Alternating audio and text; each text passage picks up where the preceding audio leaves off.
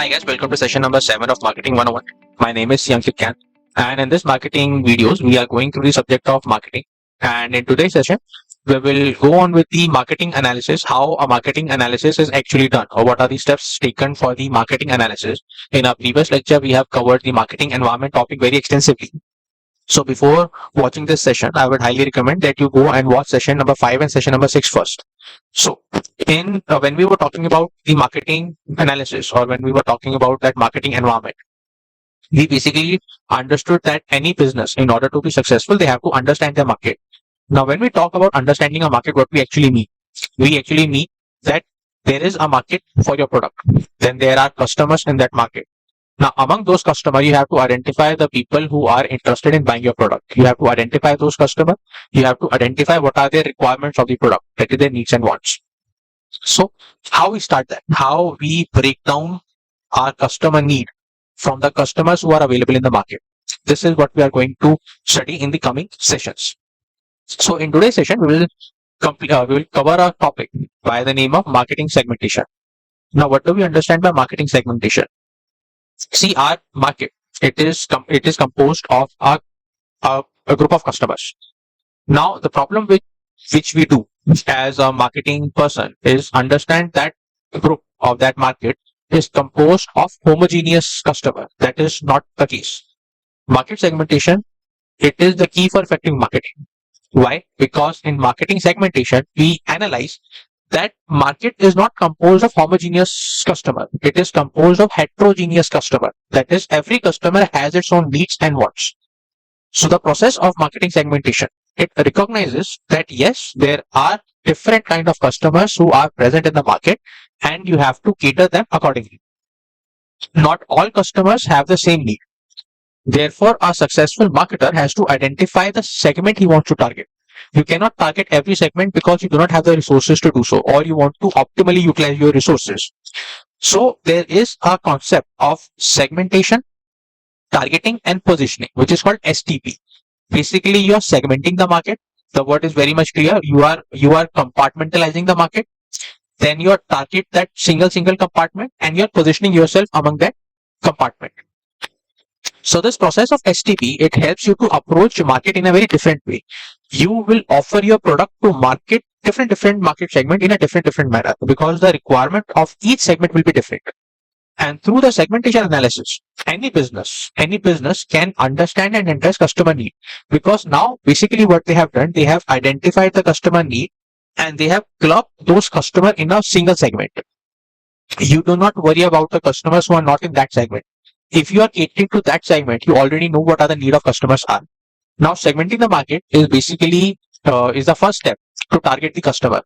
So when we say identify your customer, we are basically trying to say first segment, create a market segment for your customer, and then you target them. Once you have targeted them, only then you can position yourself accordingly in that particular segment. So in today's session, we will cover what is segmentation. Targeting and positioning we'll cover in the different coming sessions. So when we talk about marketing segmentation, we are basically, I think we have already discussed it, we are distributing that heterogeneous market into small homogeneous sub-market. There is a single unit, and that single unit contains everyone. What we do in segmentation is we take out individual who have a different requirement, and we club them in their own specific segment. It is the process of identification of the portion of the market that are different from one another. So customer A and customer B. Customer A will have a different need. Customer B will have a different need. They're both part of my customer base, but A has a separate set of requirements, B has a separate set of requirements. So I will create a segment and keep A in segment number 1 and B in segment number 2. Similarly, every single customer who has a similar requirement as that of A will become a part of segment number 1. And every customer who identify himself with the needs and requirements of customer number B, that particular customer will be grouped accordingly. So the next step is to understand why this marketing segmentation is important. Why do we actually go for the segmentation? Because the alternative argument is just create a marketing ad and present it to the public. Period. Those who are interested will buy your product, and those who are not interested will not buy your product. The problem with that argument is you don't know what your customer wants. So you might end up creating an ad, but that ad might not attract the right customer, or it won't be able to reach the potential customer in a proper way. So for some reasons, segmentation is very important. So the first reason is you have an improved customer relationship. I think it's a very obvious thing. When you have segmented your customer, now every single particular segment, you know very well what kind of customers are there. So each customer will be handled according to its segment. Now you can very easily identify that because this customer belongs to this segment, he will have this set of needs, and you can cater to those needs accordingly. When that happens, that customer will feel that, okay, this product is specifically made for me because this product has everything which I want. So he will have a strong relationship with your brand. The second important thing, they have a perfect like marketing mix. When we talk about marketing mix, we are basically talking about a lot of things which we club together and present to the customer. It will be the features of the product, it will be the price of the product, the characteristics of the product. The problem with that is when you club every mixture together and present it to the customer would not know what to look for. Back of his mind, the customer knows that he is more interested in the price of the product. But along with the price, you have clubbed a lot of things together. So it might make the customer confused. When you cater to a particular segment, you create a marketing mix according to that segment only. For example, if you have created a segment of the customer who is very price conscious, he wants to be very while paying the price of a product. So when you will market your product to that customer segment, you know that that segment is very price sensitive. So you will place your product accordingly. So segmentation helps you to create a better marketing mix. Then you have better resource allocation. As I've said in my improved customer relation example, because you have a particular segment to cater to, you will allocate resources accordingly. Because every company, every organization, every marketing department has a limited budget. They cannot spend everything on every customer. So accordingly, when they prepare a marketing ad, they know what kind of things to focus on and what not to focus on, which helps in a better resource allocation. Then you have competitor analysis. When you segment a market, you are easily able to identify what kind of competition is there in that segment. Now imagine a small company getting into a segment where already a large player is present. What will happen? That small company will not be able to survive for long. So for example, if a large company is already catering to tier 1 cities of a region, then a small company cannot think of entering that tier 1 city because there is already a big competitor there. So that company will go to the tier 2 and tier 3 cities because there is less competition there. So they can create their own brand image in tier 2 and tier 3 cities. So it helps you to avoid unnecessary competition. Then you have taken care of dynamic environment. In our previous lecture, when we were studying marketing environment, we have already studied this a lot, that our marketing environment, be it internal or external, or macro or micro, those environment is very dynamic. It is changing very constantly. So because you have created a segment, you know that, okay, now this customer is not focused on the price, this customer is focused on the product. That segmentation helps you to take care of that change. Smaller the group, the easier will be to adopt to change. Then you have focused marketing communication. Imagine you are running an automobile company. Now you know that there is a set of customer and that number is very huge. Those who buy your car after they watch a review on YouTube. So what will happen? Will you pay huge sum of money to market in the TV space? No. You will send your car to a YouTube reviewer. You will hire a YouTube reviewer to review your car. So basically, because you know how your segment consume the information about your product, accordingly, you have chosen that channel to communicate about your product to the segment. Then you have the measurement. See, because you have created those smaller pocket of your customer, you can easily measure your marketing strategy success. Whether your customer share is going up or not, whether your products are being accepted by the customers or not. These things becomes very easier to manage if you have small segments to analyze. Now, there are a lot of ways in which you can create segments of your market. Some of the ways we are going to study now. So first and foremost is you segment a market on the basis of the geography. I think this is the most basic segmentation process. So you might want to distribute the market on the basis of country of birth. So India is my home country. But when I go to America, that will become a foreign land. So you have a home country and you have a foreign country.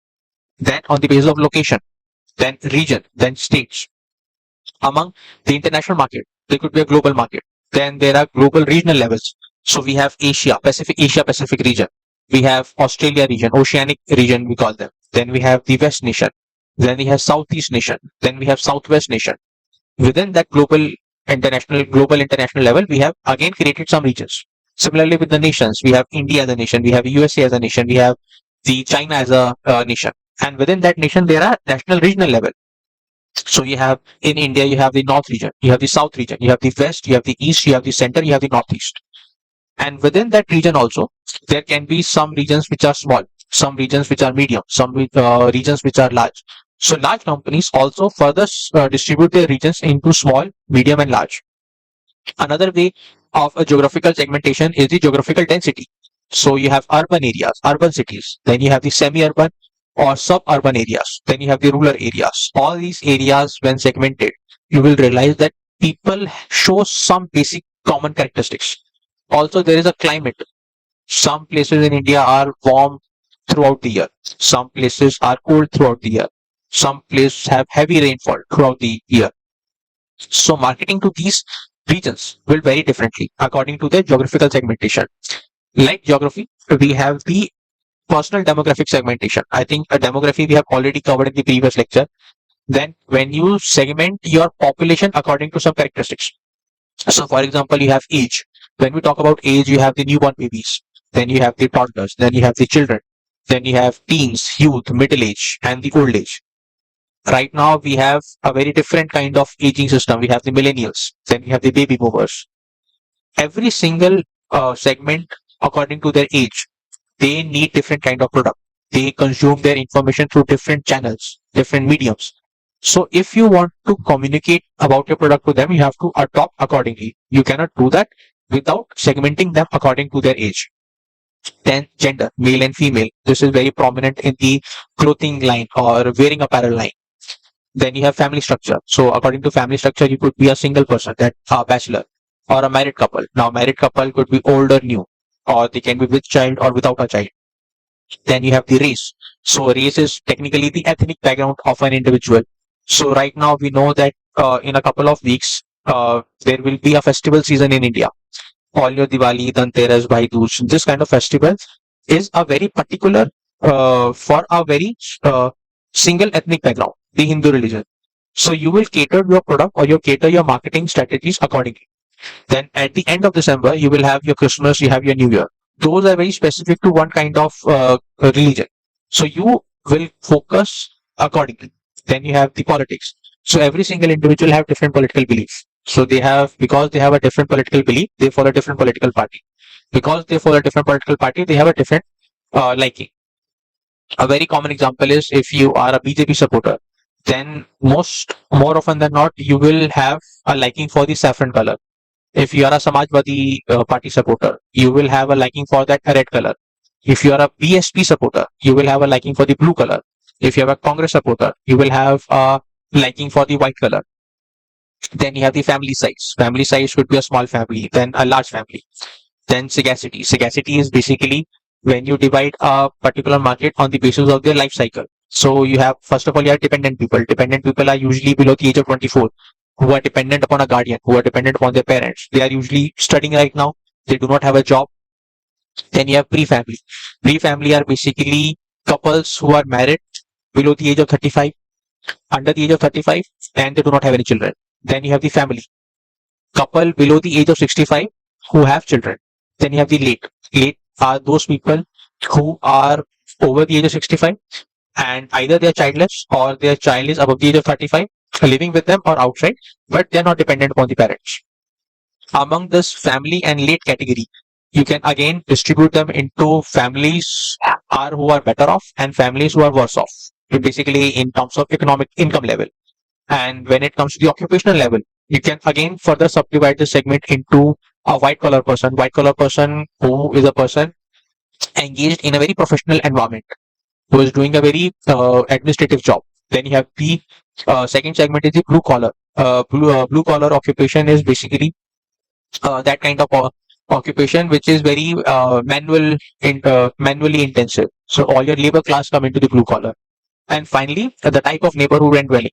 We all know area around our own local space which have a certain characteristics to it. So people who are coming out of those area, you immediately associate that character of the neighborhood with that individual. So if that neighborhood is a very good posh area, so the individual who is coming out of that particular area you will associate that person to have the same set of characteristics. If that neighborhood is a very bad neighborhood, then you will immediately associate the individuals coming out of that neighborhood accordingly. So on the basis of personal demography, you can divide your market, you segmentize your market according to these 8 features. Then after personal demography, we have the third kind, which is socioeconomic segmentation. Now, socioeconomic segmentation, basically you are dividing your market into the income, education, occupation, and social class. So when you talk about income class, so income class you will have the upper middle class, or poor class, or lower mid class, or high net worth individuals. You will all these segment, they need their own product. They have their own vicinity to price, the features, the characteristics, the availability of the product. So they need to be marketed accordingly. Then on the basis of education. Now on the basis of education, education basis, you could be literate or illiterate, or you could be a school going person or a college going student. Then you have the occupation. Now when we talk about occupation, basically we are identifying that different jobs have different requirement. So a teacher who is teaching in a school or a college, that teacher will have a different kind of need. A CEO of a multinational company will have a different kind of need because their occupations are different. Then you have social class. Now, when we say social class, we are basically dividing the society according to some social prepositions. For example, their income or their occupation or their location. Doctors are a very good example of the social class. So doctors usually have doctors and lawyers and the judges. They have their own social collective groups in which they usually have their social interaction. So they will need to be marketed accordingly. After the socioeconomic segment, we have the behavioral segment. When we talk about behavioral segment, we are basically talking about how a customer will use our product. So for example, the user status. There are people who use our product very extensively, so they are heavy users. Then there are people who use our product very mildly, so they are medium users. Then you have very light users. This segment is very prominent in when you purchase a car. Frequent flyers offered by airline industry is a very good example of user status. So airlines wants to promote the people who will should travel very frequently with them. So they offer something like frequent flyer miles, where you can convert the amount, the distance you have traveled with that particular airline into some monetary benefit. Then the another segment can be based on the brand loyalty. So when we talk about brand loyalty, there are very hardcore loyals. Now hardcore loyals are people who never switches the brand. They are very loyal to a particular brand. Then you have the softcore loyal. Now softcore loyal people, they have 2 or 3 brands to choose from. They do not go outside those 2-3 brands, but they keep options between those 2-3 brands. Then you have the shifting loyals. These people are always in the market to find a new brand or to test a new brand. Then you have switchers. Switchers are those type of customers who have no vicinity to any brand. When they are buying an item, brand is irrelevant to them. Then their customer, because your product have every single product have a different kind of usage. A single product can have 2 or 3 or 4 different kind of usage. So the third segmentation could be based on the basis of why a customer is buying your product. That is the benefit he sought from your product. Now, when you divide consumers on the basis of the benefit they see from your product, in that case, you will accordingly market your product according to the need of the customer. Then there is occasion for purchase. Again, I'll take the example of festive season. So there are certain kind of time when a customer specifically buys a very specific product. You have all your wedding attires, all your sherwanis and lehengas. They are very specifically bought at the time of weddings. Again, Diwali and Holi. According in this festive season, a lot of purchases are made. So marketing should be done accordingly. Then there's the frequency of purchase. Now, frequency of purchase basically means how often that product is bought. A very good example is when you buy the detergent powder. So right now, detergent powders, most of the people, they are buying that 5 and 10 kg bag because they will be using this product throughout the year. So annually they are buying it. Then you have the milk packets. The milk which we consume, we buy them daily because we know that we cannot buy that milk for an entire month or entire year at one go. So according to the buying pattern, it could be annually, monthly, quarterly, weekly, and daily. Companies market their product.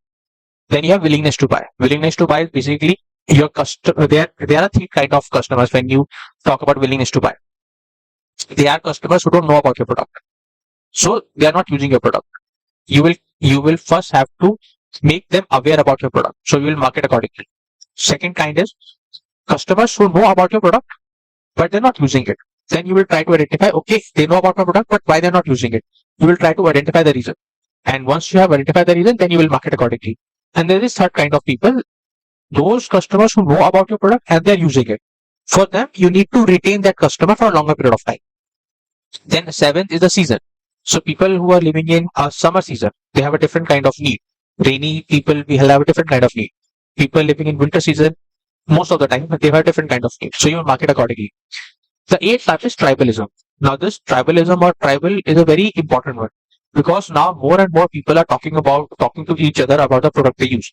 So there is a cult formation within that customer group. So tribal is that kind of ideology where people who have a common social belief, they create a social group or culture, and they will become a loyal customer not only of your brand, but they will also become a good marketers for your brand. So you have to deal accordingly. After the behavioral segmentation, the final kind is the psychographic segmentation. Now, when we talk about psychographic segmentation, we are basically trying to understand the mental habit and mental characteristics of our customer. A very important one is the personality characteristics. So brands, what they used to do, or the marketers, what they try to do is to create the image of that brand like the image of the customer. A very good example is the liquor brand. There is a brand by the name of Officer's Choice. Now, when that liquor brand, they advertise themselves as the drink which is consumed by the army officials. What they're trying to do, they're trying to establish that our brand has the same personality like that of the officer. So consumers who identify themselves with the characteristics of that army official, they will definitely go for your brand because he associate that army characteristic with the brand. So according to personality characteristic, you could be a mainstreamer. Mainstreamer are that kind of characteristics or that kind of customer characteristics who do not stand out in the crowd. They are a part of the crowd. So whatever crowd is doing, they are also doing. Then you have the reformers. Reformers are very creative people. Because they are very creative people, so they have their own cult. Then you have the aspirers. Aspirers are young and ambitious consumers. They always want to try something new. They always want to try something fresh. Then you have the success achievers. Now, success achievers are that kind of customers who do not need to impress anyone. So they do not need for any social status because they have already achieved their social status. So they are less likely to be influenced by a brand. Accordingly, you cater to every single consumer having these characteristics differently. Another way of personality characteristics could be extrovert and introvert, sensitive or intuitive, thinking and feeling, judging and perspective. These are all, you can say, these are the characteristics of a consumer. How you market your product or how you build the image of the product will depend upon the characteristics of the consumer. Now, what very major problem with the personality characteristics trait or this marketing strategy is, it is very difficult to judge or it is very difficult to analyze the characteristics of a crowd. Here is no tool which you can use to say, okay, that this particular customer is a mainstreamer or this particular customer is a reformer. So how much characteristic is there or how much of that individual is driven by his characteristics, how much of his buying decisions are driven by that characteristics, this cannot be judged. You can only assume it to some extent. For example, for mainstreamers, we say that these people do not follow, they do not have their own characteristics, they build the characteristics of the crowd. But the question is to what extent? So they will follow the crowd, but to what extent? At what price? At what product level? The second type of psychographic segmentation is the lifestyle. So when you have a different kind of lifestyle, you have a different kind of approach to life, and accordingly you will demand a different kind of product, and because you have a different need of different kind of product, you will need a different kind of marketing. So you have people who are innovators, thinkers, achievers, experienced, believers, strivers, makers, survivors. These are all the lifestyle of a consumer. According to the lifestyle choices, they will demand a product, and as an organization, you will have to market to these lifestyle accordingly. And finally, you have the values. Values are basically the realities of our life, which we reflect on our product. So a consumer who is a very self-respected person, he will not buy a brand which does not respect itself or which does not respect the consumer. There are consumers who are very excited, who are very get very excited about a product. Then there are customers who are very fun-loving individuals. So according to the value system a consumer hold, accordingly they will make their purchasing decision.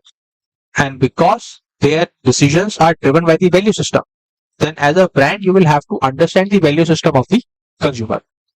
This ends the topic of our segmentation. I hope you like this video. And in the coming session, we will cover the targeting and the positioning also. If you like this video, please subscribe to my channel, like the videos, check out for the different videos available there. And if you want to study macroeconomics, then I have a separate playlist for macroeconomics, which you will find at the end of this video. Thank you so much for watching.